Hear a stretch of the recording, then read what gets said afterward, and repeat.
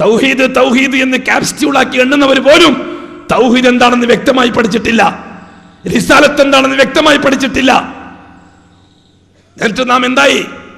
വിഷയങ്ങളൊക്കെ പഠിച്ചു എന്ന മട്ടിൽ ആരോരിക്കും വേണ്ടിയിട്ടില്ലാത്ത, ആർക്കും ആവശ്യമില്ലാത്ത ഏതോ കണ്ണിന്റെ പുറത്തും മലക്കപ്പുറത്തുമുള്ള വ്യക്തിയെ പറ്റി ചർച്ചാ വിഷയമാക്കി പണവും ഊർജവും ചെലവാക്കുന്ന സമൂഹത്തിന്റെ നേതൃത്വത്തോട് പറയാനുള്ളത്, ഈ ശവമഞ്ച പേര നിങ്ങളെ ഉണ്ടാവുള്ളൂ. ഈ ഉത്തരവാദി മറ്റാരും ആയിരിക്കുകയില്ല. ദൈവത്ത് എന്താണെന്ന് ബോധ്യപ്പെട്ട സമൂഹത്തിന്റെ നേതൃത്വമായിരിക്കും ഈ ഉമ്മത്തിന്റെ സകല മാറാപ്പം പേരേണ്ടി വരിക എന്ന് മനസ്സിലാക്കണം.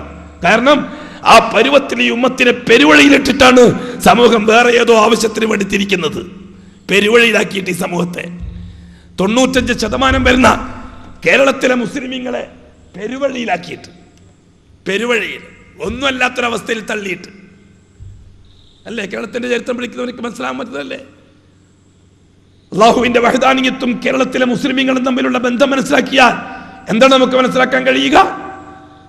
ആർത്തിയോടെ അലച്ചയോടെ അള്ളാഹിനെ അറിയാൻ വേണ്ടി ആഗ്രഹിച്ച് ആഞ്ഞടിച്ചു വരുന്ന യുവസമൂഹത്തിലെ ലക്ഷക്കണക്കിന് കുട്ടികളെ പെരുവഴിയിൽ തള്ളിയിട്ട് നേതൃത്വം ആർക്കോ വേണ്ടി സംസാരിക്കുന്നു, എന്തോ സംസാരിച്ച് സമയം കളയുന്നു.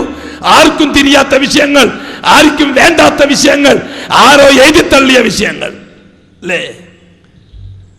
മാപ്പ് തരുമോ അല്ലാഹു തആല നേതൃത്വത്തിന്? സമൂഹത്തിന്റെ മനസ്സറിയാത്തവർ, അറിയാൻ കഴിയാത്തവർ. പഴയ കാലമല്ല, വഹദാനിയത്ത് അറിയാൻ അള്ളാന്റെ വഹദാനിയത്ത് മനസ്സിലാക്കി, ഹബീബിന്റെ റിസാലത്ത് മനസ്സിലാക്കി, കാസർഗോഡ് തൊട്ട് തിരുവനന്തപുരം വരെയുള്ള കേരള മുസ്ലിം സമൂഹം എല്ലാ മേഖലയുള്ളവരും അത്യുഗ്രമായ വിദ്യാശേഷിയുള്ളവർ, ടെക്നിക്കൽ സാങ്കേതിക രംഗത്ത് പുരോഗതി പ്രാപിച്ചവർ, 20-30 വയസ്സിന്റെ ഇടയിലുള്ള ചെറുപ്പക്കാർ ആർത്തിയോടെ അലച്ചയോടെ തൗഹീദിന്റെ തീരത്തേക്ക് പാഞ്ഞെടുത്ത് ദാഹം തീർക്കാൻ വന്നപ്പോൾ നേതൃത്വം അവരെല്ലാം പെരുവഴിയിലിട്ട് ആർക്കും തിരിയാത്ത ഭാഷ സംസാരിക്കുകയാ. അക്രമികൾ, ലാലിമീകൾ, ഈ സമുദായത്തോട് കൂറില്ലാത്തവർ, ഈ തലമുറയോട് ഒരു തരത്തിലെങ്കിലും സൂക്ഷില്ലാത്തവർ. ആർക്ക് വേണ്ടിയാണ് നിങ്ങൾ ഈ പ്രസംഗിക്കുന്നത്? ആർക്ക് വേണ്ടിയാണ് നിങ്ങൾ ആർക്കും തിരിയാത്ത ഈ ഭാഷ സംസാരിച്ച് നടക്കുന്നത്? ആർക്ക് വേണ്ടിയാണ് നിങ്ങൾ ഈ വിഷയം അവതരിപ്പിക്കുന്നത്? സമൂഹത്തിന് അറിയേണ്ടത് അള്ളാഹുവിനെയാണ്.